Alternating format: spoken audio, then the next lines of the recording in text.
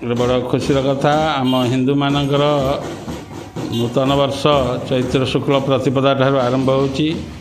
ତେଣୁ ଏଇ ଯେଉଁ ଚୈତ୍ର ଶୁକ୍ଳ ପ୍ରତିପଦାରେ ହିନ୍ଦୁ ସାମ୍ରାଜ୍ୟ ଯେଉଁ ବିକ୍ରମ ସମ୍ପଦ ଆରମ୍ଭ ହେଉଛି, ଯୁଗାବ୍ଦ ଆରମ୍ଭ ହେଉଛି, ବ୍ରହ୍ମାଙ୍କ କାଳଗଣନା ଆରମ୍ଭ ହେଉଛି, ଏସବୁ ବିଷୟରେ ହିନ୍ଦୁମାନଙ୍କର ସଚେତନତା ନାହିଁ। ସମସ୍ତେ ଜାନୁଆରୀ 1 ତାରିଖକୁ ନବବର୍ଷରୁ ପାଳନ କରନ୍ତି ଆମର ସାଧାରଣ ଲୋକ।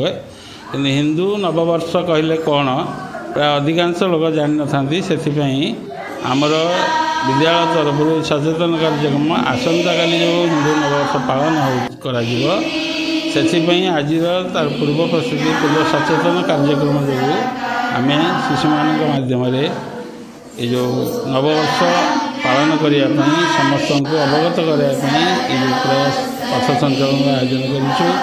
ଆସନ୍ତାକାଲି ଭବ୍ୟ ରୂପରେ ମଧ୍ୟ ବିଦ୍ୟାଳୟ ପାଳନ କରାଯିବ।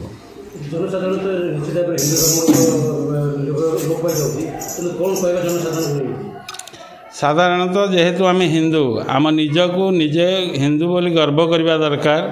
ଆମର ଯେଉଁ ପର୍ବ, ଆମର ସଂସ୍କୃତି ପରମ୍ପରା ରହିଛି, ତାକୁ କିପରି ଭାବରେ ଉଜ୍ଜୀବିତ ରଖିବା, ସେଥିପାଇଁ ଆମ ହିନ୍ଦୁମାନଙ୍କର ପ୍ରୟାସ ରହିବା ଦରକାର।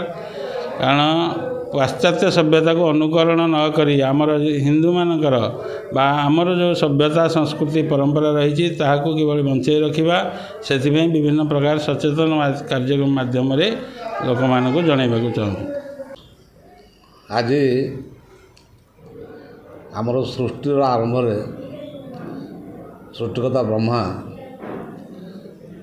ସେ ତାଙ୍କର ଆଜି ଗଣନା କାର୍ଯ୍ୟ ଆରମ୍ଭ କରିଥିଲେ ଏବଂ ଏଇ ଦିନଟି ଆମର ଆର୍ଯ୍ୟ ସମାଜ ଗଠନ ବି ହେଇଥିଲା।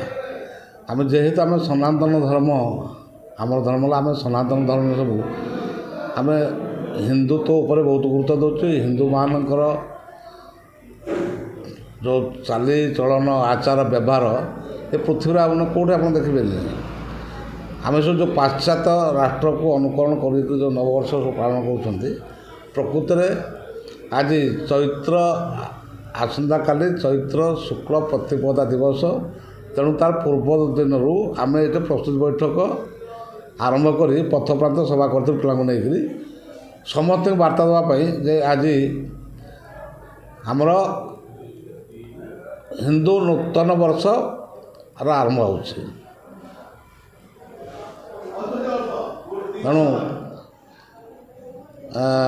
ଏ ଯେଉଁ ହିନ୍ଦୁତ୍ୱ ଉପରେ ଆମର ଯେଉଁ ଚିନ୍ତାଧାରା, ଆମର ଯେଉଁ ବିଚାରଧାରା ରହିଛି, ଆମେ ୟାକୁ ବଜାୟ ରଖିବା ଏବଂ ସମସ୍ତଙ୍କୁ ମନେ ପକାଇବାକୁ ଚାହୁଁଛୁ। ଆମେ ବର୍ତ୍ତମାନ ଦେଖୁଛୁ ବର୍ତ୍ତମାନ ପରିସ୍ଥିତିରେ, ବର୍ତ୍ତମାନ ଦିନରେ ବହୁତ ଯୁବକ ବି, ବୟୋଜ୍ୟେଷ୍ଠ ବି, ଯୁବକ ମଧ୍ୟ ପଥଭ୍ରଷ୍ଟ ହେଇକରି ନବବର୍ଷ ଜାନୁଆରୀ 1କୁ ପାଳନ କରୁଛନ୍ତି। ସେଟା ହେଉଛି ଇଂରାଜୀ ନବବର୍ଷ।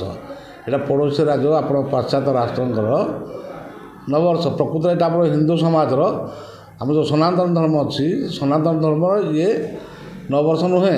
ନବବର୍ଷ ହେଉଛି ଆସନ୍ତାକାଲି, ଅର୍ଥାତ୍ ଚୈତ୍ର ଶୁକ୍ଳପଦ ପ୍ରତିପଦା ଦିନ ଇଏ। ତେଣୁ ତାର ପୂର୍ବ ଅବ୍ୟବହିତ ପୂର୍ବରୁ ଆମେ ଏଠିକି ପାଳନ କରୁଛୁ, ଲୋକଙ୍କୁ ସଚେତନ ଦେଉଛୁ, ବାର୍ତ୍ତା ଦେଉଛୁ ଯେ ଆମର ହିନ୍ଦୁତ୍ୱର ଆଚାର ବ୍ୟବହାର ଧର୍ମ ଇଏ ଉପରେ ଚାଲିବା, ଯାହାଦ୍ୱାରା କି ଦେଶ